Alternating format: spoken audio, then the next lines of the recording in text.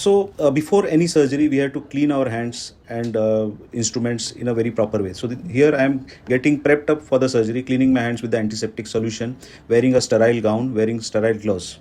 Always before the surgery, I check two things: the side of the patient, and also I go through the MRI report and the X-ray reports, so that I am mentally ready for the surgery.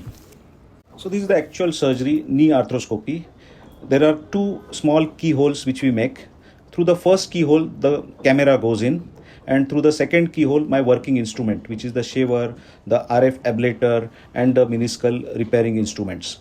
So we see what we are doing inside on the screen, similar to an Xbox, and we can see what is there inside. We don't need to cut the knee open. We just have to insert through a small keyhole. Hence, the post-op pain is much less, and the patient walks immediately.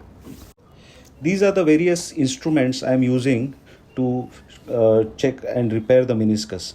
These are punches, small arthroscopy punches, shavers, and RF ablator, and also laser.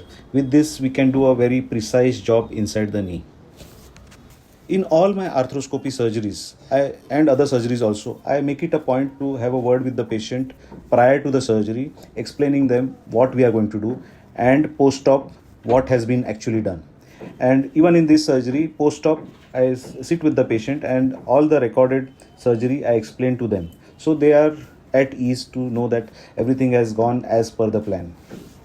So as you see, to summarize what I have done here, in the first patient where the meniscus was really tattered, I have done a partial meniscectomy, which is I have cut off all the bad meniscus and kept the periphery of the meniscus intact. That will function as the original meniscus. While in the second case, the patient who came early, where the tear was smaller, I have repaired the meniscus with a special device. Now, because the meniscus is repaired, this will function as a very good meniscus.